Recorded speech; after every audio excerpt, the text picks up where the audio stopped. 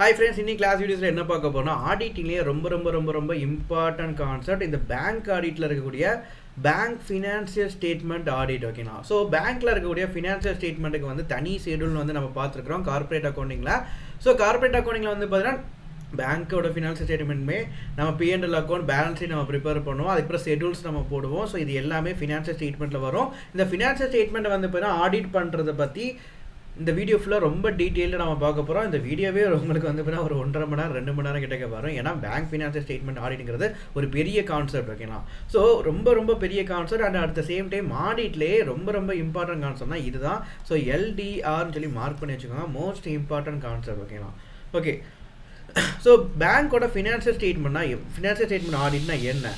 Bank audit வந்து பார்த்தீங்கன்னா financial statement வந்து ட்ரூ அண்ட் ஃபேர் வியூவில் இருக்குதா, அதுக்கப்புறம் வந்து பார்த்தீங்கன்னா அவங்க பேங்க்கை பொறுத்த வரைக்கும் ரிசர்வ் பேங்கோட ரூல்ஸு கீழே தான் இருப்பாங்க. ஸோ ரிசர்வ் பேங்கோட ரூல்ஸை பேஸ் பண்ணி இவங்க பேங்க் ஃபினான்ஷியல் ஸ்டேட்மெண்ட் வந்து ப்ரிப்பேர் பண்ணியிருக்காங்களாம். அண்ட் ரெகுலேட்டரினா ஒவ்வொரு ரெகுலேட்டரி கம்பெனிஸ் ஆக்ட் 2013, அதுக்கப்புறம் ரெகுலேட்டரி கீழே வந்து ரெகுலேட்டரி மீன்ஸ் இப்போ ஃபார் எக்ஸாம்பிள் வந்து பேங்க் வந்து பார்த்தீங்கன்னா ஜஸ்ட்டு சேவிங்ஸை வாங்கி லோன்ஸ் கொடுக்குறத மட்டும் பண்ண மாட்டாங்க.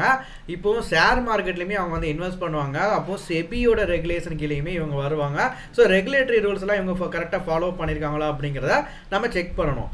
டெபாசிட்டர் மணி இப்போது முக்கியமான விஷயம் என்னன்னா, இப்போ நான் வந்து பேங்க்கில் போய் டெபாசிட் பண்ணுறேன். இப்படி ஒவ்வொரு அக்கௌண்ட் ஹோல்டர்ஸும் ஒவ்வொரு கம்பெனியும் ஒவ்வொரு ஆர்கனைசேஷனும் பேங்க்கில் வந்து டெபாசிட் வச்சுருப்பாங்க.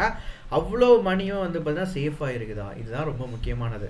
ஓகே. ஸோ சேஃபாக லாக்கர் போட்டு சேஃபாக வச்சுருக்காங்களா, அந்த சேஃபாக இருக்கக்கூடிய மணிக்கெலாம் அக்கௌண்ட்ஸ் வந்து ப்ராப்பராக இருக்குதா. ஸோ இது எல்லாமே நம்ம வெரிஃபை பண்ணுவோம். Risks are properly controlled. So ஒவ்வொரு ரிஸ்க் இங்கே ஆக்சுவலாக என்ன ரிஸ்க்காக இருக்கும், ஆப்ரேஷன் ரிஸ்க் இருக்கும், அதுக்கப்புறம் வந்து கிரெடிட் ரிஸ்க்கும் இருக்கும். கிரெடிட் ரிஸ்க் அப்படின்னா இப்போ நான் ஒரு லோன் வாங்குறேன் அப்படின்னா என்னோட ஃபினான்ஷியல் ஸ்டேட்மெண்ட் எல்லாமே அனலைஸ் பண்ணி பார்ப்பாங்க. 3 இயர்ஸ் ஃபினான்ஷியல் ஸ்டேட்மெண்ட் அனலைஸ் பார்ப்பாங்க.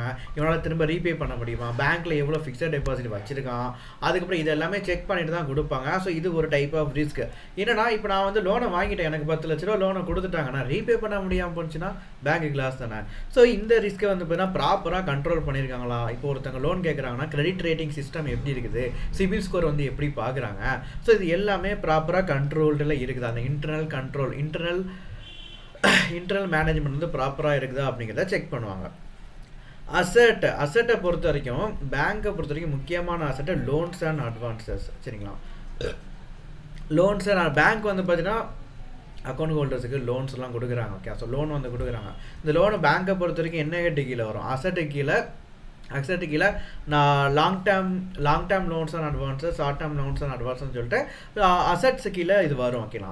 ஸோ இந்த அசட் வந்து ஜென்யூனாக இருக்குதா, ப்ராப்பராக நம்ம அந்த லோனை கொடுத்துருக்கோமா, ஸோ அதை நம்ம செக் பண்ணணும். ஓகேங்களா? ஓகே.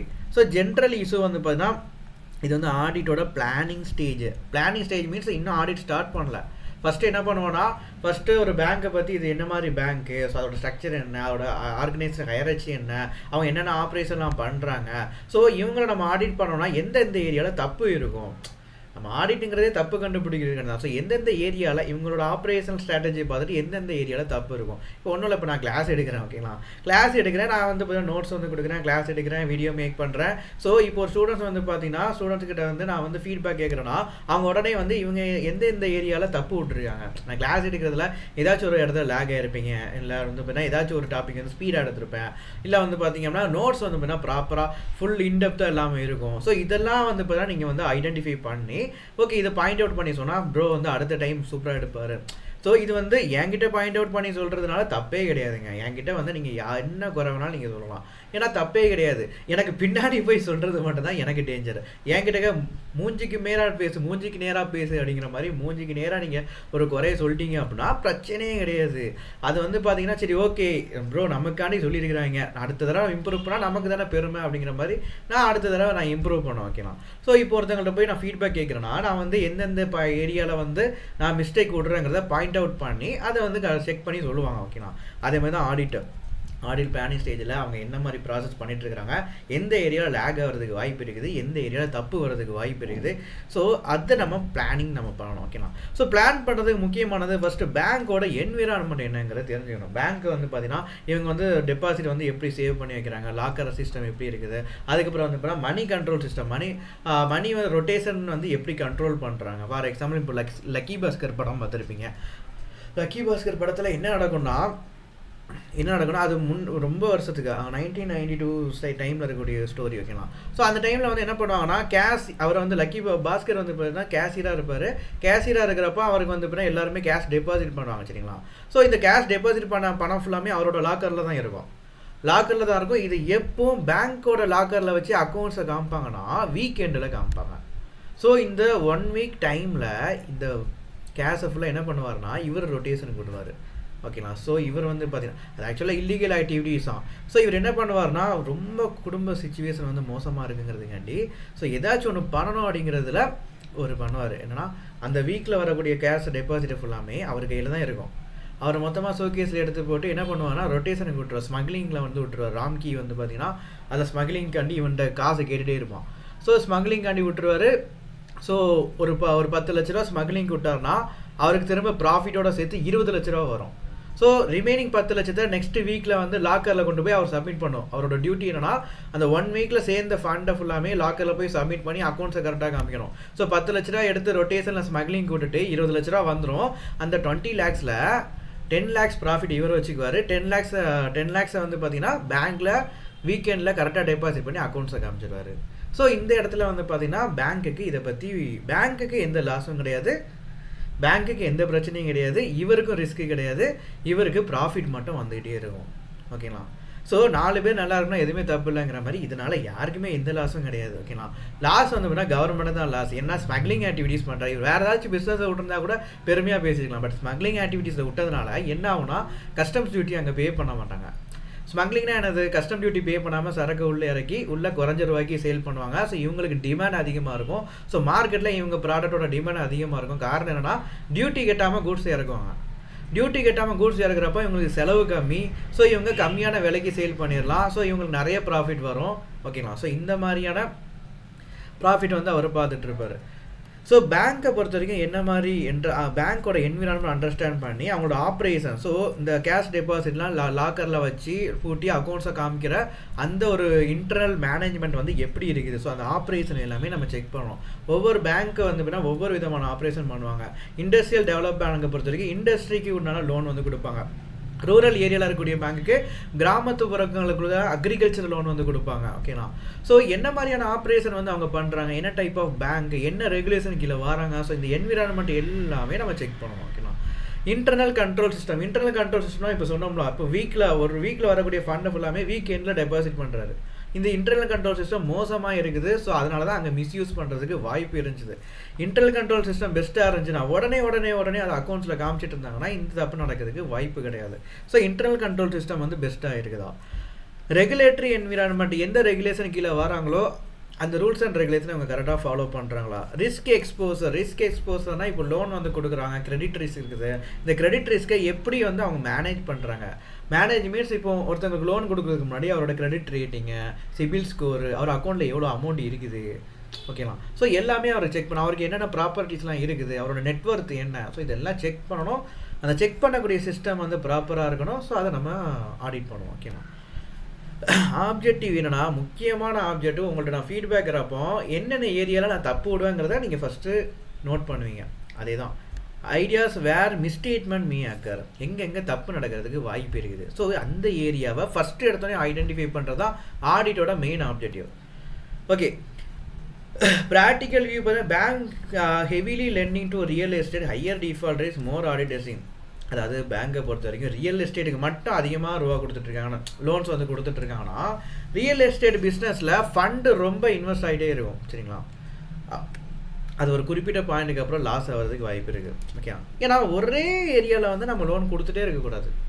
மேனேஜர் வந்து பார்த்தீங்கன்னா மேனேஜர் ஒரு ரியல் எஸ்டேட் பிஸ்னஸ் பார்க்குறவங்க கூட டைப் பண்ணி வச்சுக்கலாம் ஓகேங்களா. இப்போ நான் வந்து மேனேஜராக இருக்கேன்னு வச்சுக்கோங்க, எனக்கு நிறைய பிஸ்னஸ் ரியல் எஸ்டேட் பிஸ்னஸ் பண்ணவங்க கூட எனக்கு டைப் நிறைய இருக்குது. ஸோ நான் என்ன பண்ணுவேன், இருக்கக்கூடிய ஃபண்டை ஃபுல்லாமே ரியல் எஸ்டேட் பிஸ்னஸுக்கு நான் லோனாக கொடுத்துட்டே இருப்பேன். ஃப்யூச்சரில் ரியல் எஸ்டேட் வந்து பார்த்தீங்கன்னா டவுன் ஆகிடுச்சு அப்படின்னா டிஃபால்ட் லோனை ரீபே பண்ணுறதுக்குனா டிஃபால்ட் ரிஸ்க் இருக்கிறதுக்கு நிறைய வாய்ப்பு இருக்குது ஓகேண்ணா. ஸோ நம்ம வந்து லோன்ஸ் கொடுக்குறோன்னா அதுக்குன்னு ஒரு ரூல்ஸ் அண்ட் ரெகுலேஷன், ரியல் எஸ்டேட்டுக்குனா இவ்வளோ பார்ட் லோன் கொடுங்க, ஸோ நார்மல் ஃபினான்ஸ் பிஸ்னஸ்னால் இவ்வளோ பார்ட் லோன் கொடுங்க, அதுக்கப்புறம் வந்தோம்னா அக்ரிகல்ச்சருக்கு இவ்வளோ லோன் கொடுங்கன்னு சொல்லிட்டு ப்ராப்பராக ஒரு ரூல்ஸ் அண்ட் ரெகுலேஷன் இருக்கும். அதை கரெக்டாக ஃபாலோ பண்ணிடணும். Understand the accounting process. Accounting process எப்படி இருக்குது, ஒவ்வொரு கேஷ் டெபாசிட், கேஷ் லோன் கொடுக்குறது, அதுக்கப்புறம் இன்ட்ரெஸ்ட் வந்து பார்த்தீங்கன்னா ரிசீவ் பண்ணுறது, அவுட்ஸ்டாண்டிங் இன்ட்ரெஸ்ட் எவ்வளோ இருக்குது.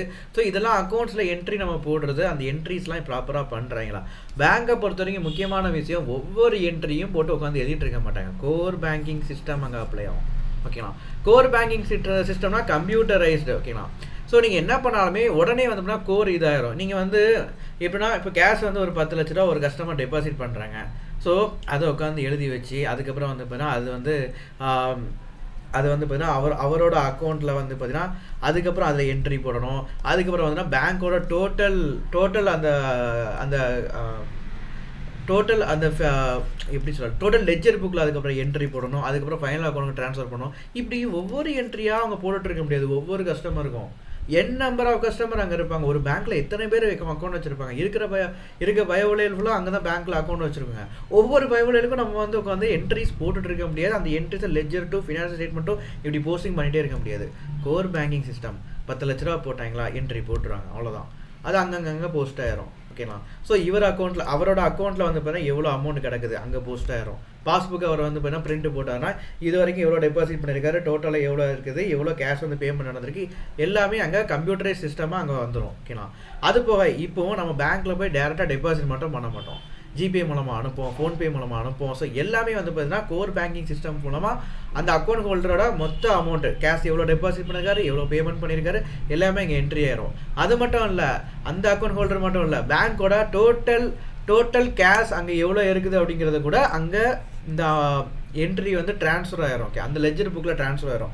ஸோ கோர் பேங்கிங் சிஸ்டமில் எல்லாமே வந்து ஹப் ஆயிரும். ஓகே, ஹப் ஆகி கடைசி உங்களுக்கு வந்து ஒவ்வொரு இன்ஃபர்மேஷன், உங்களுக்கு என்னென்ன கிளாசிஃபிகேஷன் ஆஃப் இன்ஃபர்மேஷனுமோ எல்லாமே அங்கே இதாயிரும். கோர் பேங்கிங் சிஸ்டமில் இன்னொன்னா, இப்போ நீங்கள் லோன் கொடுக்குறீங்க அப்படின்னா வருஷம் எவ்வளோ இன்ட்ரெஸ்ட் வந்து அவுட்ஸ்டாண்டிங் ஆகுது. அந்த இன்ட்ரெஸ்ட் அவுட்ஸ்டாண்டிங் இப்போ ஒன்றும் இல்லைங்க, நீங்கள் ஒரு 10 லட்ச ரூபாய்க்கு பேங்க்லேருந்து லோன் கொடுத்துருக்கீங்க. இந்த 10 லட்ச ரூபாய்க்கு 10% இன்ட்ரெஸ்ட் வச்சுக்கோங்க. வருஷம் 1 லேக் இன்ட்ரெஸ்ட் அவுட்ஸ்டாண்டிங்காக இருக்கும். அது பே பண்ணிட்டீங்கன்னா பெய்டு. ஓகேங்களா. ஸோ இந்த 1 லேக் இன்ட்ரெஸ்ட் அவுட்ஸ்டாண்டிங் ஒவ்வொரு லோனுக்கும் வந்து பார்த்தீங்கன்னா இவங்க என்ட்ரி போடணுங்கிற அவசியம் இல்லை. 10 லட்ச ரூபா லோன் கொடுத்ததா நீங்கள் என்ட்ரி போட்டிங்க, இது வந்து 10 வருஷம் லோனு, 10% இன்ட்ரெஸ்ட், காம்பவுண்ட் இன்ட்ரெஸ்ட்டாக, சிம்பிள் இன்ட்ரெஸ்ட்டான்னு சொல்லி அதில் கிளிக் பண்ணி விட்டிங்க அப்படின்னா வருஷம் அவுட்ஸ்டாண்டிங் இன்ட்ரெஸ்ட் 1 லட்ச ரூபா வரணும். அது போக இஎம்ஐ பேமெண்ட்டு ஒரு இஎம்ஐ பேமெண்ட் வந்து இஎம்ஐ சேர்த்து பிரின்சிபல் 1 லட்சம், இன்ட்ரெஸ்ட் 1 லட்சம் சேர்த்து 2 லட்ச ரூபா இஎம்ஐனா outstanding interest for this account holder வந்து 2 லேக்ஸ்னு சொல்லிட்டு அங்கே என்ட்ரி அதுவே ஆட்டோமேட்டடாக உள்ள என்ட்ரி ஆயிரும்.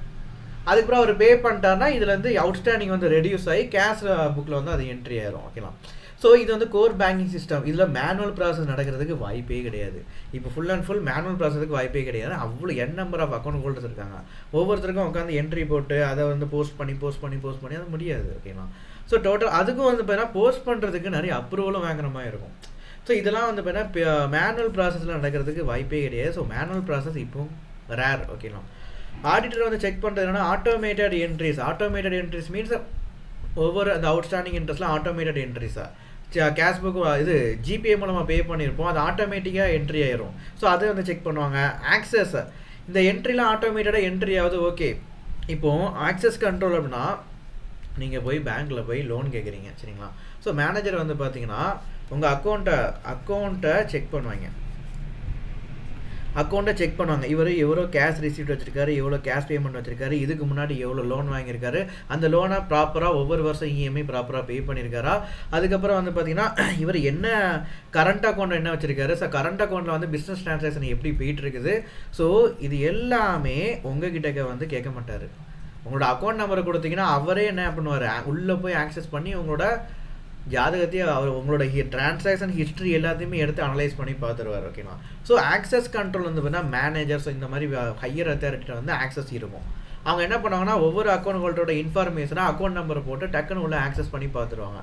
ஸோ அந்த கண்ட்ரோல் ப்ராப்பரான அத்தாரிட்டி கிட்ட இருக்குதா, ஸோ அதை நம்ம செக் பண்ணோம். ஆத்தரைசேஷன் ஹையராச்சினா ஜென்ரல் மேனேஜர் கீழே பிரான்ச் மேனேஜர், மேனேஜர் கீழே பிரான்ச் மேனேஜர், அது கீழே வந்து பார்த்தீங்கன்னா ஒர்க் பண்ணக்கூடிய கிளர்க்கு, கேஷியர், ஸோ எல்லாருமே வந்து பார்த்தீங்கன்னா ஆத்தரைசேஷன் ஹையராச்சி. எதுக்கு இந்த ஆத்தரைசேஷன் ஹையராச்சி செக் பண்ணணும்னா ஒரு பல்க் ஆஃப் பெரிய transaction, huge number of transaction நடக்குதுன்னா அந்த இடத்துல அப்ரூவல் வேணும். ஸோ இப்போ வந்து அந்த அப்ரூவல் வந்து யார் வந்து கொடுப்பாங்க, ஹையர் அத்தாரிட்டி யார் அப்ரூவ் பண்ணணும் சரிங்களா. ஸோ இது எல்லாமே செக் பண்ணுறதுக்கு ஆத்தரைசேஷன் ஹையராச்சி ரொம்ப முக்கியம் கிளியரா. அதுவும் இல்லாமல் ஆத்தரைசேஷன் ஹையராச்சி பேஸ் பண்ணி தான் ஆக்சஸ் கண்ட்ரோலுமே கொடுப்பாங்க ஓகேங்களா. அதுக்கப்புறம் ஆடிட் ட்ரெயில் அப்படின்னா இது இந்த ஒரு கான்செப்ட் வந்து பார்த்தீங்கன்னா இன்னொரு சாப்டரில் நம்ம வந்து தெளிவாக பார்ப்போம் ஓகேங்களா. ஸோ ஆடிட் ட்ரெயில் வந்து பார்த்திங்க அப்படின்னா ஃபுல் அண்ட் ஃபுல் நம்ம வந்து வெரிஃபை பண்ணுறது தான்.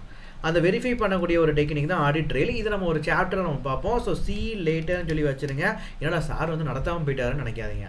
இது வந்து ஒரு பெரிய கதைங்க ஓகேங்களா. ஸோ அந்த கதையை சொல்லணும்னா அதுக்குன்னு ஒரு தனி வீடியோ நான் போடணும். அந்த சாப்டர் வர்றப்போ நான் உங்களுக்கு தெளிவாக நான் சொல்லித்தரேன் ஓகேங்களா. ஸோ ஆடிட் ட்ரெயில் இது வந்து இதை மட்டும் நீங்கள் பெண்டிங் லேட்டர்னு சொல்லி எழுதி வச்சுருங்க. நம்ம வந்து அடுத்தது நம்ம இதுக்கு முன்னாடி சாப்டர் நம்ம வந்து பார்க்குறப்போ ஆடிட் ட்ரெயிலை பற்றி ரொம்ப இன்டெப்த்தாக நம்ம பார்ப்போம் ஓகேங்களா. Okay, so next one system error can offer the lag of transaction. ஒரு சிஸ்டமில் எரர் ஒரு சிஸ்டம் மீன்ஸ் உடனே நீங்கள் கம்ப்யூட்டர் சிஸ்டம்னு வச்சுக்காதீங்க. சிஸ்டம் எரர்னா நீங்கள் அந்த டிரான்சாக்ஷன் பண்ணக்கூடியதுக்கு ஒரு விதமான மெத்தட் வச்சுருப்பீங்க. அந்த மெத்தடில் எரர் வந்துச்சுன்னா நிறைய லேக்ஸ் ஆஃப் ட்ரான்சாக்ஷன் அங்கே வந்து பார்த்தீங்கன்னா அஃபெக்ட் ஆயிரும். ஸோ ப்ராப்பராக இதெல்லாம் செக் பண்ணணும் ஓகேங்களா.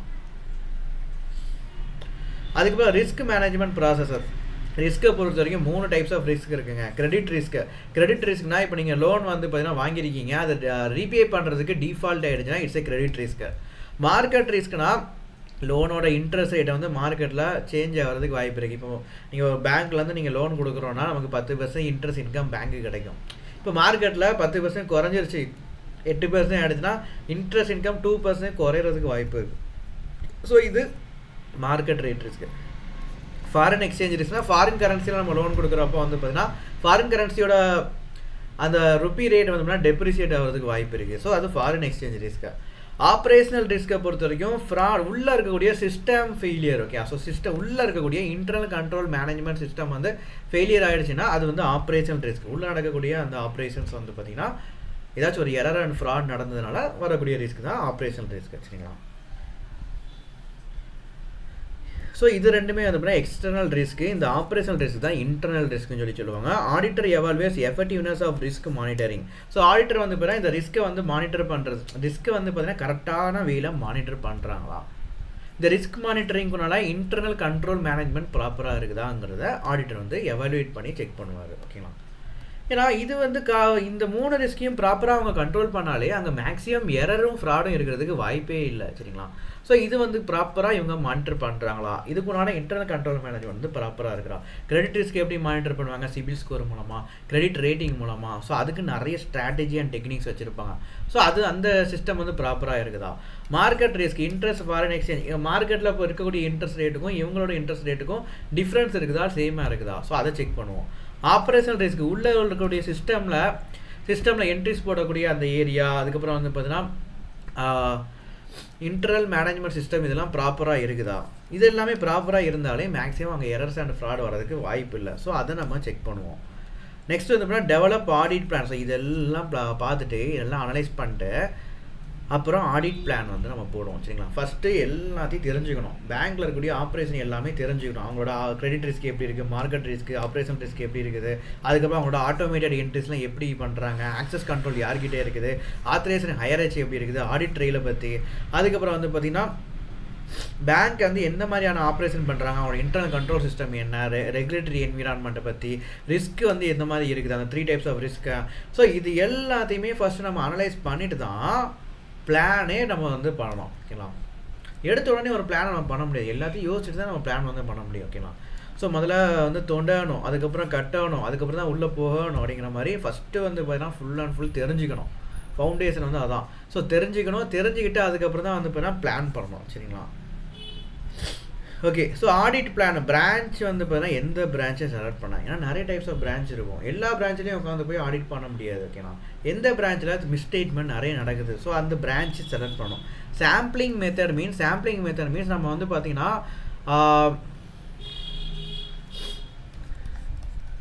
1/4/25 31/3/26 வரைக்கும் எல்லா டேவோட அக்கௌண்ட்ஸையும் உட்காந்து எடுத்து பார்த்துட்டு இருக்க முடியாது. அவ்வளோ நம்பர் ஆஃப் ட்ரான்சாக்ஷன் இருக்கும். ஸோ எல்லா டேயோட அக்கௌண்ட்ஸும் எடுத்து பார்த்துட்டு இருக்க முடியாது.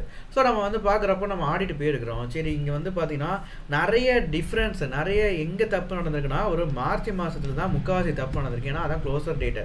ஸோ அங்கே வந்து பார்த்தீங்கன்னா நிறைய மேனிப்புலேஷன் நடந்திருக்குது. ஸோ தப்பு நடந்திருக்குன்னு சொல்லிட்டு நம்ம ஆடிட் பண்ண போகிறப்போ நம்ம எல்லா மந்த்தில் உள்ள ரெக்கார்ட்ஸையும் நம்ம பார்க்க வேண்டாம். மார்ச் மந்த் உள்ள ரெக்கார்ட்ஸ் மட்டும் நம்ம சாம்பிள் பண்ணி நம்ம பார்ப்போம். சரி, ஓகே, அந்த மந்த் உள்ள ரெக்கார்ட்ஸ் ப்ராப்பராக பண்ணியிருக்காங்களா? ஸோ சாம்பிளிங்கில் நம்ம அதை சாம்பிள் எடுத்து நம்ம பார்க்குறப்போ சரி, ஓகே, அது ப்ராப்பராக இருந்தால் எல்லாமே ப்ராப்பராக இருக்கும். ஸோ அந்த சாம்பிளிங் மெத்தட் நம்ம யூஸ் பண்ணுவோம். ரிஸ்க் ஏரியா எந்த ஏரியாவில் ரிஸ்க் இருக்குது, ஸோ அந்த ஏரியாவை ஐடென்டிஃபை பண்ணி அதை நம்ம எவாலுவேட் பண்ணுவோம். டைமிங், எந்த டைம் டு எந்த டைம் வந்து நம்ம ஆடிட் பண்ணணும். ஸோ அந்த டைமிங் வந்து மேட்டர், ஓகேங்களா? ஸோ அந்த டைமிங் வந்து நம்ம வந்து பிளான் பண்ணுவோம். ஸோ இதோட கோல், ஆடிட் பிளானோட கோல் என்னென்னா எஃபிசியன்ட் அண்ட் ஃபோக்கஸ் ஆடிட். எஃபிசியன்ட்னா தெளிவாக பண்ணணுங்க. ஃபோக்கஸ்ட் ஆடினா இதுதான் முக்கியம். ஃபோக்கஸ் ஆடினா நீங்கள் சும்மா நேரத்துக்கு போய் எல்லாத்தையும் உட்காந்து வெரிஃபை பண்ணுறத விட ஃபோக்கஸ்டாக இந்த ஏரியாவில் மிஸ்டேக் பண்ணுறோம், அந்த ஏரியாவை மட்டும் ஃபோக்கஸாக பண்ணுவோம்னு சொல்லிட்டு ஃபோக்கஸ் ஆடிட் பண்ணுறது தான் கோல். சரிங்களா? ஸோ அதுதான் ஆடிட் பிளான் வந்துன்னா பிரான்ச்சிங் செலக்ஷன் பண்ணி சாம்பிளிங் மெத்தடில் ரிஸ்க் ஏரியாவை ஐடென்டிஃபை பண்ணி அந்த ரிஸ்க் ஏரியா எந்த டைம் டு எந்த டைமில் இருக்குது, அந்த டைமில் தான் நமக்கு மிஸ்டேக்மெண்ட் நிறைய நடந்திருக்குது, அந்த ஏரியாவை செலக்ட் பண்ணி நம்ம பண்ணணும். ஓகேங்களா? ஸோ அதுதான் focused auditor. Okay, next determine audit materiality. Audit மெட்டீரியாலிட்டினா ஒரு 10 ரூபா காணாமல் போச்சு, 100 ரூபா காணாமல் போச்சு, இதெல்லாம் நமக்கு தேவையே கிடையாது. மொத்தமாக ஒரு 20 கோடி ரூபாய்க்கு வந்து பார்த்தீங்கன்னா லோன் மிஸ்கிளாசிஃபிகேஷன் நடந்ததுன்னா இதுதான் மெட்டீரியல், இதுதான் matter. Okay, so 20 crores loan மிஸ்கிளாசிஃபிகேஷனா லோனை பொறுத்த வரைக்கும் கிளாசிஃபிகேஷன் உண்டு. ஸ்டாண்டர்ட் அசட், சப்ஸ்டாண்டர்ட் அசட், இது ஸ்டாண்டர்ட் அசட், சப்ஸ்டாண்டர்ட் அசட், அதுக்கப்புறம் வந்து பார்த்தீங்கன்னா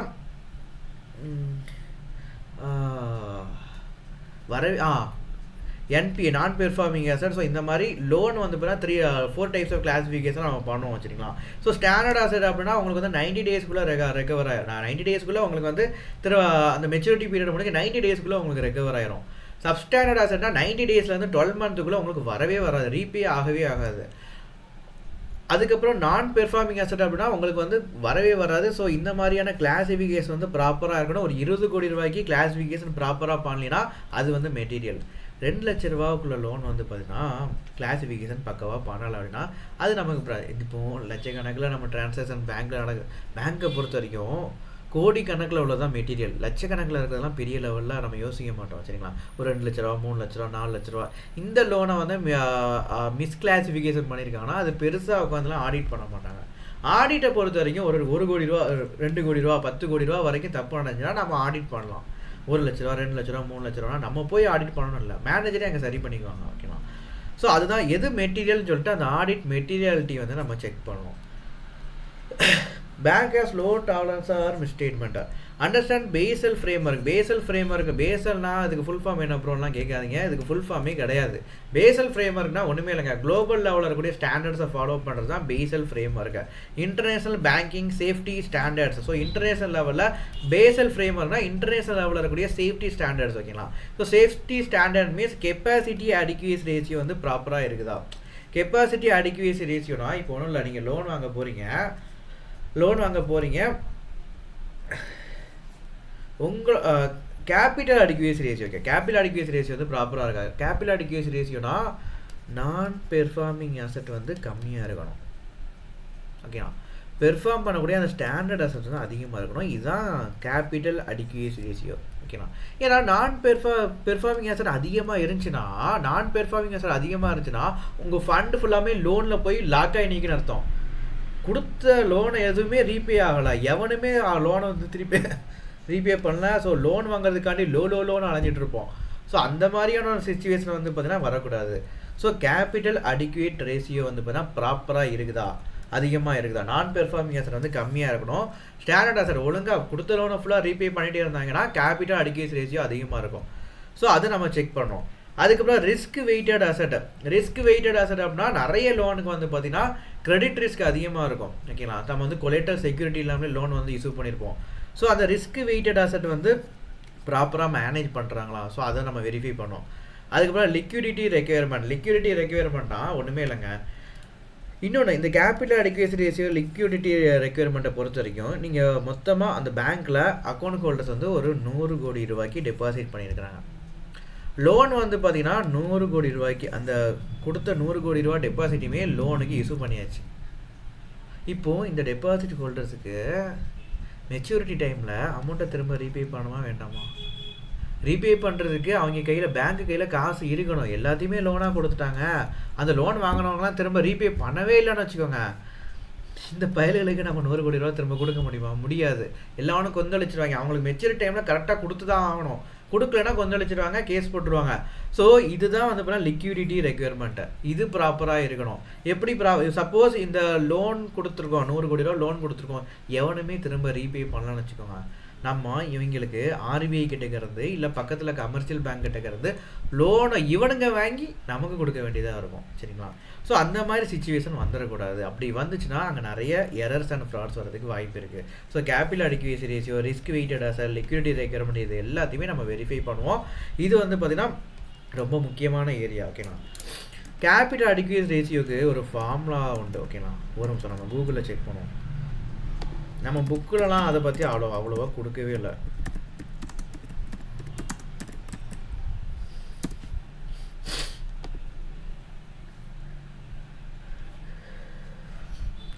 Key metric used to regulate measures a bank finance and its ability to absorb potential losses.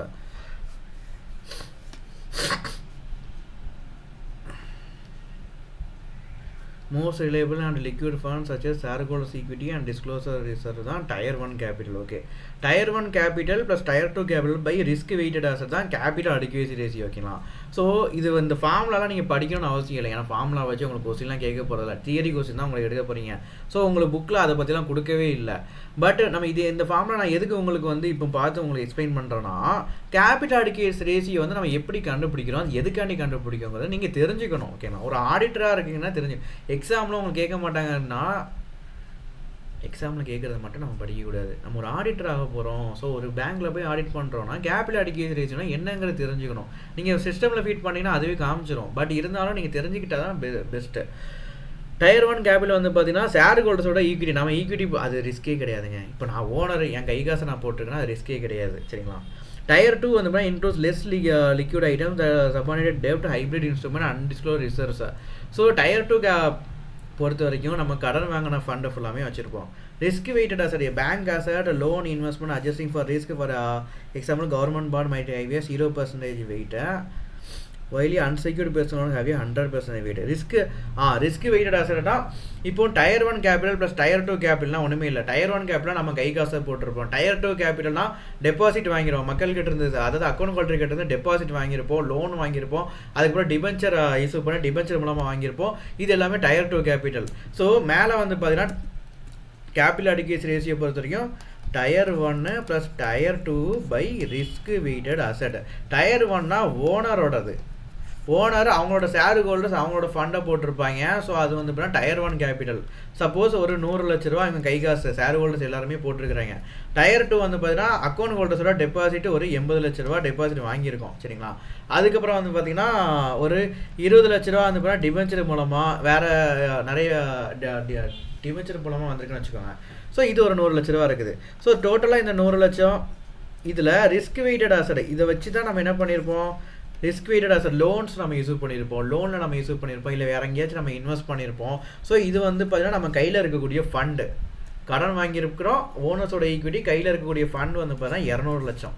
இந்த 200 லட்சத்தில் நம்ம எவ்வளோ லோன்ஸ் கொடுத்துருக்குறோம், அதான் ரிஸ்க் வெயிட்டட் அசட். எவ்வளோ லோன் கொடுத்துருக்கோம், எவ்வளோ கவர்மெண்ட் செக்யூரிட்டியில் நம்ம இன்வெஸ்ட் பண்ணியிருக்கிறோம், எவ்வளோ ஷேரில் நம்ம இன்வெஸ்ட் பண்ணியிருக்கோம். ஸோ அது வந்து கீழே போடுவோம். சரிங்களா? ஸோ இது பாசிட்டிவாக இருந்துச்சுன்னா கையில் ஃபண்டு நிறைய இருக்குன்னு அர்த்தம். ஃபார் எக்ஸாம்பிள் இப்போ மேலே 200 லட்ச ரூபா உங்கள் கையில் இருக்குது. ஓனரோட கேபிட்டலு ப்ளஸ் நீங்கள் கடன் வாங்கினது எல்லாம் சேர்த்து 200 லட்ச ரூபா இருக்குது.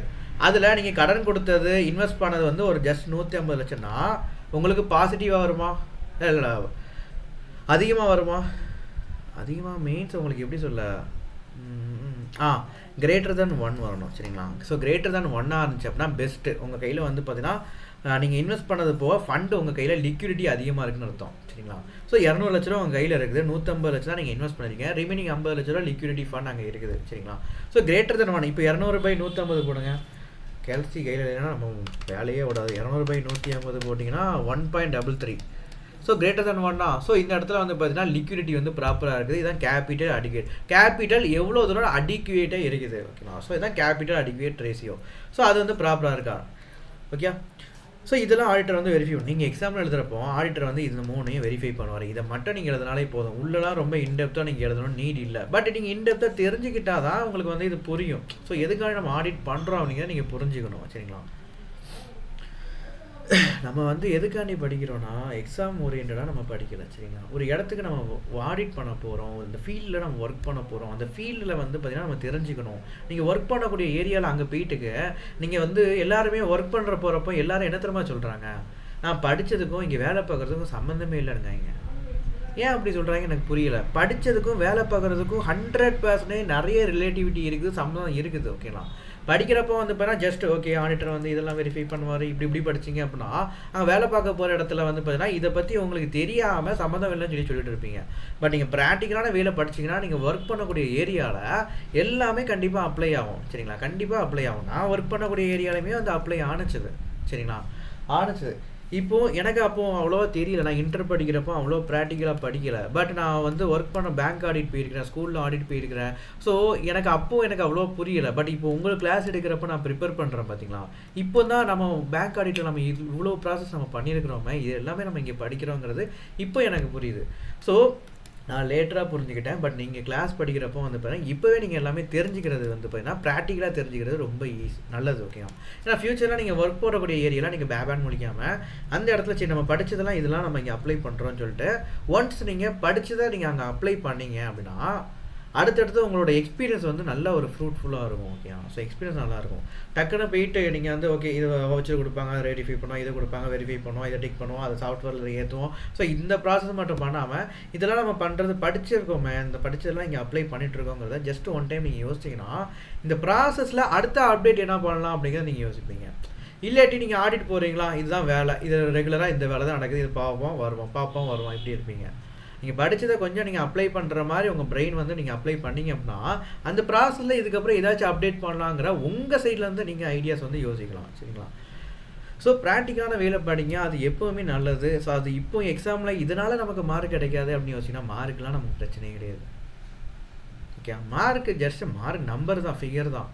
உங்களுக்கு வந்து இதுக்கப்புறம் நீங்கள் ஃபீல்டில் ஒர்க் பண்ணுறது தான் மெயின். ஓகேவா? ஸோ அதுக்காக நீங்கள் அதுவும் இல்லாமல் நிறைய பேர் வந்து பார்த்தா நிறைய பேர் நான் கேட்பேன், ப்ரோ நீங்கள் உங்களுக்கு கிளாஸ் எடுக்கிறதுக்கு இன்ட்ரெஸ்ட் இருக்கான்னு சொல்லி கேட்பேன். இல்லை டேக்ஸ் கன்சல்டன்சி யாருக்கு இன்ட்ரெஸ்ட் இருக்கான்னு கேட்பேன். இல்லை வேறு ஏதாச்சும் ஒரு ஃபீல்டில் இன்ட்ரெஸ்ட் இருக்கான்னு கேட்பேன். எல்லாரும் சொல்லக்கூடிய வார்த்தைனா ஃபஸ்ட்டு இன்டர் முடிக்கிறேன் ப்ரோ, அதுக்கப்புறம் எதில் இன்ட்ரெஸ்ட் இருக்கோ அதில் போகலாம் அப்படின்வாங்க. முதல்ல நீங்கள் ஃபிக்ஸ் பண்ணி வச்சுக்கணும், நான் இந்த ஃபீல்டு தான் போக போகிறேன்ட்டு. டேக்ஸ் கன்சல்டன்சி ஆரம்பிக்கிறீங்க அப்படின்னா இப்போவே அந்த டேக்ஸ் கன்சல்டன்சி ஆரம்பிக்கிற ஐடி ஃபைல் பண்ண, ஜிஎஸ்டி ஃபைல் பண்ண எல்லாமே நீங்கள் இப்போவே தெரிஞ்சுக்கணும். ஒரு ஆடிட்டர் ஆஃபீஸில் வேலைக்கு போகணும், வேலைக்கு போயிட்டு நீங்கள் படிக்கணும். படிக்கிறது முக்கியம் தான், பாஸ் பண்ணுறது முக்கியம் தான். பட் நீங்கள் எந்த ஃபீல்டில் போக போகிறீங்கிறது இப்போவே ஃபிக்ஸ் பண்ணிட்டு அதை நீங்கள் இப்போவே ஸ்டார்ட் பண்ணிடணும். இப்போ படிக்கக்கூடிய சிச்சுவேஷனை நீங்கள் ஸ்டார்ட் பண்ணிடணும். அப்போனா தான் நீங்கள் படிக்கிறப்போ ஓகே நம்ம வந்து டேக்ஸ் கன்சல்டன்சி நம்ம ஸ்டார்ட் பண்ண போகிறோம். ஸோ ஐடி ஃபைல் பண்ணுறது, ஜிஎஸ்டி ஃபைல் பண்ணுறது இங்கே நீங்கள் படிக்கிறத கொஞ்சம் ப்ராக்டிக்கலாக நம்ம நெட்டில் சர்ச் பண்ணி பார்க்கலாம். ப்ராக்டிக்கலாக நீங்கள் ஆடிட் ஃபார்மில் வந்து ஒர்க் பண்ணுறப்போ நீங்கள் அப்ளை பண்ணலாம். ஸோ இந்த ப்ராசஸ் நீங்கள் இப்போவே ஸ்டார்ட் பண்ணிட்டீங்கன்னா பெஸ்ட்டாக இருக்கும். ஏன்னா இப்போது லேர்ன் பண்ணக்கூடிய ஸ்டேஜ் இது. நீங்கள் ஒன்ஸ் நீங்கள் ஃபீல்டில் ஒர்க் பண்ண போயிட்டீங்கன்னா அங்கே நீங்கள் லேர்ன் பண்ண நமக்கு தோணாது. டெய்லி ரொட்டீனாக என்ன ஒர்க் இருக்கோ அதை அப்படி பார்த்துட்டு போயிட்டே இருப்பீங்க. காலையில் வருவீங்க, அந்த ரொட்டீனான ஒர்க்கை பார்ப்பீங்க, சாயந்தரம் வீட்டுக்கு போவீங்க, அவ்வளோதான். அப்படி ரெஸ்ட் எடுப்பீங்க, முடிஞ்சிச்சு. பட் இந்த லேர்னிங் ஸ்டேஜில் தான் நீங்கள் படிக்கிற ஸ்டேஜ், இந்த லேர்னிங் ஸ்டேஜில் தான் நீங்கள் வந்து புதுசாக நிறைய கற்றுக்கிறதுக்கு ஒரு ஆர்வம் வரும். ஸோ இந்த லேர்னிங் ஸ்டேஜில் வந்து நீங்கள் எந்த ஃபீல்டில் போக போகிறீங்கிறத செலக்ட் பண்ணிவிட்டு அந்த ஃபீல்டை சூஸ் பண்ணி நீங்கள் அதில் இப்போவே லேர்ன் பண்ண ப்ராசஸை ஸ்டார்ட் பண்ணிடணும். ஸ்டார்ட் பண்ணிட்டீங்கன்னா நீங்கள் ஒரு ஜாபுக்கு போக மாட்டீங்க. ஜாபில் போய் கற்றுக்கிட்டு ஆண்டர்ப்ரனர் ஆகணும், ஒரு ஆர்கனைசேஷனுக்கு நம்ம பெரிய லீடர் ஆகணும், அந்த மாதிரியான ஒரு ஸ்கில் வரும். நிறைய பேர் வந்து பார்த்தீங்கன்னா மாத சம்பளமாக இருந்துச்சுன்னா ப்ராப்ளம் இல்லை, போகணுமா, வேலை பார்த்தோமா, வாங்கணுமா அப்படின்ட்டு வாழ்க்கையை ஓட்டிகிட்டு இருக்கிறதுக்கு மெயின் ரீசன் என்னன்னா இந்த லேர்னிங் ஸ்டேஜில் அவங்க வந்து நிறைய விஷயங்கள் புதுசாக கற்றுக்க மாட்டேங்காங்க. ஜஸ்ட்டு படிக்கிறாங்க, மார்க் வாங்குறாங்க, உள்ளே போகிறாங்க, வேலை பார்க்குறாங்க, ரொட்டீனாக அந்த லைஃப் வந்து அப்படியே போயிட்டு இருக்குது, அவ்வளோதான். ஓகேங்களா? அந்த லேர்னிங் ஸ்டேஜில் நீங்கள் எவ்வளோ தூரம் நீங்கள் கற்றுக்குறீங்களோ அப்போ நான் அந்த கற்றுக்கிற ஒரு விஷயம் தான் உங்களை ஆண்டர்ப்ரனராக மாற்றும். சரிங்களா? ஸோ அதை நீங்கள் ஃபோக்கஸாக நீங்கள் பண்ணுங்கள். ஏன்னா எனக்கு வந்து பார்த்தீங்கன்னா நான் ஓப்பனாக சொல்கிறேன், எனக்கு ஸ்டார்டிங்கில் வந்து நான் எந்த ஃபீல்டில் போகணுன்னு எனக்கு பிளானே கிடையாது. சரிங்களா? எனக்கு தோன்றதை நான் பண்ணிகிட்டு இருந்தேன். நான் வந்து ஃபைனல் படிக்கிறப்போ எனக்கு தோன்றது என்னென்னா, இப்போ நான் ஓப்பனாகவே என்னோடய லைஃப் ஸ்டோரி நான் சொல்கிறேன். இப்போது சிஎம்ஏ இன்டர் நான் படித்தேங்க. இன்டர் படிக்கிறப்ப இன்டர் பாஸ் பண்ணால் போதும்ப்பா அப்படின்னு தான் நான் படித்தேன். ஃபைனலுக்குள்ளே வர்றப்போ வந்து பார்த்தீங்கன்னா ஃபைனலுக்குள்ளே வர்றப்போ எனக்கு வந்து அந்தளவுக்கு நல்ல ஒரு கிளாஸ் வந்து அமையலை. ஸோ நான் என்ன பண்ணுறேன்னா நானே நம்ம படிக்கலாம்னு சொல்லிட்டு நான் வந்து நிறைய ரிசர்ச் பண்ணேன். ரிசர்ச் பண்ணிட்டு இருக்கிறப்போ வந்து பார்த்தீங்கன்னா ஒரு நாளைக்கு காலையிலேருந்து நைட்டு வரைக்கும் நான் படிக்கிறேன்னா நான் நைட்டு வரைக்கும் படிக்கக்கூடிய அந்த கான்செப்டில் எது ரொம்ப கஷ்டமான கான்செப்ட், ஸ்டூடெண்ட்ஸ் பசங்க எல்லாருமே எது யூடியூப்பில் ரொம்ப சர்ச் பண்ணுவாங்க. ஸோ அதெல்லாம் யோசித்து நம்ம கிளாஸ் எடுக்கலாம். ஏன்னா கிளாஸ் எனக்கு வந்து சொல்லிக் கொடுக்குறது ரொம்ப பிடிக்கும். ஓகேங்களா? ஸோ கிளாஸ் எடுக்கலாம் அப்படின்னு சொல்லிட்டு நான் நோட்ஸ்லாம் க்ரியேட் பண்ணி அது வந்து பார்த்தீங்கன்னா கிளாஸாக நான் வந்து டெய்லி வந்து நான் யூடியூப்பில் நான் அப்லோட் பண்ணிகிட்டே இருந்தேன். ஓகேங்களா? எனக்கு இந்த கிளாஸ் எடுக்கக்கூடிய ஐடியா, இந்த ஃபீல்டுக்குள்ளே தான் நம்ம வருவோங்கிறது எனக்கு அப்போ தெரியாது. ஸோ நான் கிளாஸ் வந்து வீடியோஸ் நான் அப்லோட் பண்ணிட்டு இருந்தேன். அப்லோட் பண்ணிட்டு இருக்கிறப்போ வந்து பார்த்தீங்கன்னா நான் ஃபைனல் படிச்சுட்டு இருந்தேன். குரூப் 4 எழுதினேன். குரூப் 4ல் எப்படியும் கிளியர் ஆகாது. நான் நல்லாவே எழுதுன்னு தான் நினச்சிட்டு இருந்தேன். சரிங்களா? ஸோ கிளியர் ஆகாது. ஸோ சிஎம்ஏ அப்படி குவிட் பண்ணிட்டு இன்ட்ரு வரைக்கும் முடிச்சிட்டோம். அதோட முடிச்சுட்டு ஆடிட்டர் ஆஃபீஸில் போய் ஃபுல்லாக கற்றுக்கிட்டு நம்ம ஒன்று தனியாக ஸ்டார்ட் பண்ணலாம், இல்லாட்டி நம்ம வேலைக்கு போகலாம் அப்படிங்கிற ஒரு மோட்டிவில் நான் ஆடிட்டர் ஆஃபீஸுக்கு போயிட்டேன். சரிங்களா? ஆடிட்டர் ஆஃபீஸ் போயிட்டு நான் வந்து படிச்சுட்டு இருந்தேன். ஸோ அதுக்கப்புறம் ரிசல்ட் வந்துச்சு. ரிசல்ட்டை நான் பாஸ் பண்ணிட்டேன். ஓகே, பாஸ் பண்ணிட்டேன். பாஸ் பண்ணதுக்கப்புறம் வந்து பார்த்தீங்கன்னா சரி அடுத்த குரூப் 3க்கு படிப்போமேன்னு சொல்லிட்டு ஃபுல் அண்ட் ஃபுல் ஃபோக்கஸாக நான் படிச்சுட்டு இருந்தேன். படிக்கிறப்ப குரூப் 3ல் இன்கம் டேக்ஸை, அதுக்கப்புறம் எஸ்எஃப்எம் எனக்கு ரொம்ப பிடிக்கும். அதான் நான் எக்ஸ்பர்ட். தெரியுங்களா? ஸோ அதெல்லாம் ரொம்ப ரிசர்ச் பண்ணி நான் வந்து யூடியூப்பில் வீடியோஸ் போட்டுட்டு இருந்தேன். அதுக்கப்புறம் டிசம்பரில் நான் எக்ஸாம் எழுதினேன். டிசம்பரில் எக்ஸாம் எழுதிட்டு உடனே நான் என்ன பண்ணுறேன், எப்படியும் டிசம்பரில் எக்ஸாம் வந்து சூப்பராக எழுதினேன். அந்த சூப்பராக எழுதுன காரணம் என்னென்னா நான் ரிசர்ச் நிறைய பண்ணி யூடியூப்பில் வீடியோஸ் போட்டதான். அதனால் எனக்கு நிறைய நாலேஜ் வந்து கெயின் ஆனிச்சுது. குரூப் 3 நல்லா எழுதினேன். ஸோ அதுக்கப்புறம் வந்து பார்த்தீங்கன்னா எப்படியும் கிளியர் ஆகிருங்கிற நம்பிக்கையில் நான் வந்து இன்ஸ்டியூட் வந்து நான் ஸ்டார்ட் பண்ணக்கூடிய ஐடியா கூட எனக்கு இல்லை. ஸோ அந்த டைமில் வந்து பார்த்தீங்கன்னா யூடியூப்பில் பார்த்துட்டு நிறைய பேர் வந்து எனக்கு ரிவ்யூஸ் வந்து கொடுத்துருந்தாங்க. ப்ரோ நல்லா கிளாஸ் எடுக்கிறீங்க, நிறைய கஷ்டமான கான்செப்ட்லாம் எனக்கு ரொம்ப ஈஸியான உங்கள் நோட்ஸ் வந்து ரொம்ப பிடிச்சிருந்துச்சு, நல்லா இருக்குது, கிளாஸ் எடுக்கிங்கன்னு சொல்லி கேட்டாங்க. எனக்கு ஓப்பனாக சொல்ல போனால் எனக்கு வந்து வெளியில் வேலைக்கு போக முடியல. அப்போ என்னால் நான் என்ன தான் சிஎம்ஏ முடித்து நல்ல ஒரு ஜாப் கிடைக்கிற மாதிரி இருந்தாலும் அலைஞ்சி தெரிஞ்சு என்னால் வேலை பார்க்கக்கூடிய எனர்ஜி வந்து என் உடம்புல இல்லை. ஸோ என்ன பண்ண நான் யோசிச்சுட்டு இருக்கிறப்போ ஒவ்வொருத்தங்களும் அந்த மாதிரி கிளாஸ் நல்லா எடுக்கிங்கன்னு சொல்லி சொன்னாங்களா. இன்ஸ்டியூட் ஸ்டார்ட் பண்ணி பார்ப்போம், ஒரு ட்ரையல் அண்ட் எரர் மாதிரி ரன் பண்ணி பார்ப்போம், ஸ்டார்ட் பண்ணி பார்ப்போம், பெஸ்ட்டாக வரதான்னு சொல்லி ஆரம்பித்தேன். நல்லாவே போயிட்டுருக்குது, சூப்பராக போயிட்டுருக்குது. எல்லாம் உங்களோட சப்போர்ட்டில் தான் சூப்பராக போயிட்டுருக்குது. ஓகேங்களா? ஸோ நான் எதுக்கு இப்போ சொல்கிறேன்னா நான் படிக்கிறப்போ எனக்கு என்ன டேலண்ட் இருக்குங்கிறத நான் ஒரு எனக்கு பிடிச்சிருந்துச்சு. கிளாஸ் எடுக்கிறது எல்லாருமே வந்து நல்லா எடுக்கிறீங்கன்னு சொல்லி பக்கத்தில் ஃப்ரெண்ட்ஸுக்கெலாம் நான் சொல்லிக் கொடுப்பேன், எக்ஸாம் டைமில் சொல்லிக் கொடுப்பேன். ஸோ அவங்கெல்லாம் நல்லா படித்து வந்து அவங்களும் கிளியர் பண்ணிட்டு இருந்தாங்க. ஸோ அது வந்து நல்லா போயிட்டு இருந்துச்சு. எனக்கு அதில் ஒரு இன்ட்ரெஸ்ட் வந்ததுனால நான் வந்து யூடியூப்பில் வீடியோஸ் போட ஆரம்பித்தேன். நான் சும்மா இல்லை, எனக்கு எந்த ஏரியாவில் டேலண்ட் இருக்கோ, எந்த ஏரியாவில் இன்ட்ரெஸ்ட் இருக்கோ வீடியோஸ் போட ஆரம்பித்தேன். அதுக்கப்புறம் நான் அதுவே வந்து பார்த்தீங்கன்னா என்னோட ப்ரொஃபஷனாக இப்போ மாறிட்டு. ஸோ அந்த டைமில் நான் இதுதான் என்னோடய ஃபீல்டுனா இன்னும் கொஞ்சம் நான் உழைச்சிருப்பேன், இது இன்னும் கொஞ்சம் இதில் லேர்ன் பண்ணியிருப்பேன். ஓகேவா? ஸோ நான் படிக்கிற காலகட்டத்திலே வந்து பார்த்தீங்கன்னா இன்னும் கொஞ்சம் இந்த ஃபீல்டுக்காண்டி இன்னும் நிறைய கற்றுக்கிருப்பேன். ஓகேங்களா? ஸோ இப்போ நான் வந்து ஸ்டார்ட் பண்ணிவிட்டு இப்போ தான் நான் லேர்னிங் ப்ராசஸில் இருக்கேன். எப்படி டீச் பண்ணணும், எப்படி நோட்ஸ் வந்து க்ரியேட் பண்ணணும், எப்படி வீடியோஸ் எடுக்கணும், இப்போ நான் கற்றுக்கிட்டு இருக்கிறேன். இது நான் அப்போவே நான் வந்து பிளான் பண்ணியிருந்தேன்னு வச்சுக்கோங்க. ஸோ அப்போவே நான் வந்து டார்கெட் பண்ணி இதுதான் நம்ம ஃபீல்டு, வால்வோஸாவை இதுதான் நம்ம ஃபீல்டு, இதெல்லாம் வந்து பார்த்தீங்கன்னா நம்ம வந்து வேறு லெவலில் லேர்ன் பண்ணி நம்ம தான் நினச்சி நிற்கிற மாதிரி நிற்கணும். நம்ம அதாவது மற்ற இன்ஸ்டியூட்டை கம்பேர் பண்ணுறப்ப நம்மளோட கிளாஸ் வந்து பயங்கர குவாலிட்டியாக இருக்கணும் அப்படின்னு சொல்லிட்டு புதுசாக ஸ்டூடெண்ட்ஸ் கிட்டக்கலாம் நம்ம எடுக்கக்கூடிய ஒவ்வொரு கிளாஸ்லையுமே எந்தெந்த ஏரியாவில் நம்ம தப்பு விட்டுருக்குறோம், என்ன குறை வச்சுருக்குறோம், இதெல்லாமே அடுத்த வீடியோ எடுக்கிறப்போ பெஸ்ட்டாக பண்ணணும். அந்த குறை வந்து அடுத்த வீடியோவில் இருக்கக்கூடாதுன்ட்டு ஒவ்வொன்றா பாயிண்ட் அவுட் பண்ணி நான் இப்போ லேர்னிங் ப்ராசஸில் இருக்கிறேன். ஓகேவா? ஸோ இவ்வளோ லேட்டாக நான் ஸ்டார்ட் பண்ணேன். இது வந்து நான் முன்னாடியே நான் இதுதான் என்னோடய ஃபீல்டு நான் ஃபிக்ஸ் பண்ணி தானே நான் அப்போவே ஸ்டார்ட் பண்ணிடலாம். ஸோ அதனால தான் நான் உங்கள்கிட்ட சொல்கிறேன், நீங்கள் இப்போ படிக்கிறப்போ எந்த ஃபீல்டுன்னு சொல்லி நீங்கள் ஃபிக்ஸ் பண்ணுங்கள். ஒன் டைம் நீங்கள் அந்த ஃபீல்டை ஃபிக்ஸ் பண்ணிட்டீங்கன்னா லவ்வும் சரி ஃபீல்டும் சரி ரெண்டும் ஒன்று தான். லவ்வை பொறுத்த வரைக்கும் ஒருத்தங்க லவ் பண்ணுறீங்கன்னா அவங்க தான் கடைசி வரைக்கும், வால்வோஸ் ஆகும் அவங்க தான் கடைசி வரைக்கும்னு சொல்லிட்டு அவ்வளோ ஃபிக்ஸடாக இருக்கணும். அதேமாதிரி தான் ஃபீல்டில் நீங்கள் ஒன் டைம் நீங்கள் ஃபிக்ஸ் பண்ணிட்டீங்கன்னா அதுக்கப்புறம் இந்த ஃபீல்டு போகலாமா, அந்த ஆப்ஷனே இருக்கக்கூடாது. லவ்வாக இருக்கட்டும் ஃபீல்டாக இருக்கட்டும் ஆப்ஷன்ஸ் இருக்கவே கூடாது. அப்படி ஆப்ஷன்ஸ் இருந்துச்சுன்னா கண்டிப்பாக அது வந்து விளங்காது. சரிங்களா? ஸோ ஃபீல்டை நீங்கள் ஃபிக்ஸ் பண்ணுங்கள். படிக்கிற அந்த லேர்னிங் ப்ராசஸ்லேயே அந்த ஃபீல்டில் என்னென்ன கற்றுக்கலாம் அப்படிங்கிறத இப்போவே நீங்கள் கற்றுக்க ஸ்டார்ட் பண்ணுங்கள். ஸோ பெஸ்ட்டாக வரும். சரிங்களா? ஓகே, ரொம்ப டைம் நான் வந்து கான்செப்ட் விட்டு வெளியே போயிட்டேன். இதுதான் ஃபஸ்ட்டு வீடியோ. நான் இது வரைக்கும் வந்து பார்த்தீங்கன்னா எக்ஸ்ட்ராவாக நான் எதுவுமே பேசுனது கிடையாது, கிளாஸ் மட்டும் தான் எடுத்துருந்தேன். ஸோ ஃபஸ்ட் டைம் ஏன்னா எனக்கு தோணுச்சுது. நிறைய பேர் வந்து பார்த்தீங்கன்னா எனக்கு இப்போதைக்கு இன்டர் முடிச்சா போதும் ப்ரோ, ஃபைனல் முடிச்சா போதும் பண்ணி எல்லாருமே சொல்லிட்டு இருக்காங்க. ஃபீல்டை இன்னும் செட் பண்ண மாட்டேங்கிறாங்க. ஃபீல்டை செட் பண்ணணுங்க. ஃபஸ்ட்டு வந்து பார்த்தீங்கன்னா கிரவுண்டை செட் பண்ணணும், பிச்சு நம்ம பார்க்கணும், ஃபீல்டு செட் பண்ணணும். ஓகேங்களா? ஸோ டக்குன்னு வந்து பவுலிங் அதாவது இப்போ நம்ம பவுலிங் போடுற ஸ்டேஜில் இருக்கிறோம். பவுலிங் போடுறப்போ வந்து பார்த்தீங்கன்னா நம்ம பக்காவாக போட்டாலுமே அவன் எப்படி வேணாலும் அடிப்பான். அதுக்கேற்றப்பல ஃபீல்டிங் செட் பண்ணால் மட்டும்தான் அங்கே ப்ராப்பராக நம்ம வந்து விக்கெட் தூக்க முடியும். சரிங்களா? ஸோ விக்கெட் தூக்கக்கூடிய ஸ்டேஜில் நம்ம இப்போ இருக்கிறோம் அப்படிங்கிறப்போ, பவுலிங் போடுற ஸ்டேஜில் இருக்கோம் அப்படிங்கிறப்போ, பவுலர் நீங்கள் தான் ஃபீல்டை செட் பண்ணணும். அந்த ஃபீல்டை செட் பண்ணாமல் சும்மா பவுலிங் போட்டுட்டிங்கன்னா அது வந்து பெர்ஃபெக்டாக வராது. சரிங்களா? ஸோ ப்ராப்பராக ஃபீல்டை செட் பண்ணுங்கள், அடிச்சு தூக்குங்க. Okay, come back to the match. ரிலையன்ஸான ஸோ ப்ரீவியஸ் ரிப்போர்ட்டை பேஸ் பண்ணி பண்ணுவாங்க. எப்போவுமே வந்து போனீங்கன்னா இப்போ பேங்க் ஆடினாலாம் போயிருக்கிறேன். என் கூட வந்து என்னோட சீனியர்னா என்னோட சின்ன பையனாக தான் இருந்தான். அப்போ அந்த பையன் அவன் ஆக்சுவலாக அங்கே வந்தவனுங்க ஃபுல்லாமே எப்படின்னா என்னோட சின்ன பையங்க தான். பட் அவங்க ஆடிட் ஃபீல்டில் எக்ஸ்பீரியன்ஸ் ஆனவங்க, என்னோட எக்ஸ்பீரியன்ஸ் ஆனவங்க. காரணம் என்னன்னா அவங்க வந்து ஆர்டிகல்ஸ் இப்போ முடிச்சுட்டு அப்புறம் இன்டர் ரெஜிஸ்டர் பண்ணிட்டாங்க. இன்டர் எக்ஸாம் சும்மா டைம் பாஸுக்கு எழுதிட்டு ஆடிட்டர் ஒர்க்கு அந்த அங்கே இருக்கக்கூடிய ஃபீல்டு ஒர்க்கை மட்டும் தான் மெயினாக பார்த்துட்டு இருந்தாங்க. 3 வருஷம் முடிச்சுட்டு இப்போவும் இன்ஸ்டியூட்டில் போய் படிச்சுட்டு இருக்காங்க இன்டர். சரிங்களா? ஸோ அவங்களாம் ஆடிட்டிங்லாம் அவங்களுக்கு எக்ஸ்பீரியன்ஸ், பட் நான் படிப்பில் நான் வந்து எக்ஸ்பீரியன்ஸு. ஸோ இப்படி இருந்துச்சு. ஸோ என் கூட வந்த பையன் போன உடனே ப்ரீவியஸ் இயர் ரிப்போர்ட் தான் வாங்குவான். வாங்கிட்டு அதுக்கும் இதுக்கும் கம்பேர் பண்ணி பார்ப்பாங்க. ஆர்பிஐ இன்ஸ்பெக்ஷன் ரிப்போர்ட்னா ஆர்பிஐ ரிசர்வ் பேங்க் வந்து பார்த்தா இன்ஸ்பெக்ட் பண்ணுவாங்க. மந்த்லி ஒன்ஸ் இல்லை குவார்டர்லி ஒன்ஸ் வந்து பேங்கை இன்ஸ்பெக்ட் பண்ணுவாங்க. இன்ஸ்பெக்ட் பண்ணுறப்போ லோன்ஸ் வந்து பார்த்தீங்கன்னா ப்ராப்பராக ரெக்கவர் ஆகிருக்குதா, டெபாசிட்லாம் ப்ராப்பராக வாங்கி வச்சுருக்காங்களா, கேஷ்லாம் கரெக்டாக கவுண்ட் பண்ணி வச்சுருக்காங்களா. ஸோ இது எல்லாமே இன்ஸ்பெக்ட் பண்ணுவாங்க. அந்த ரிப்போர்ட்டு ப்ராப்பராக இருக்கா அது செக் பண்ணணும். அந்த ரிப்போர்ட்டில் ஏதாச்சும் ப்ராப்ளம் இருந்துச்சுன்னா அதையும் நம்ம வந்து என்ன பண்ணணும், உள்ளே போய் செக் பண்ணி பார்க்கணும்.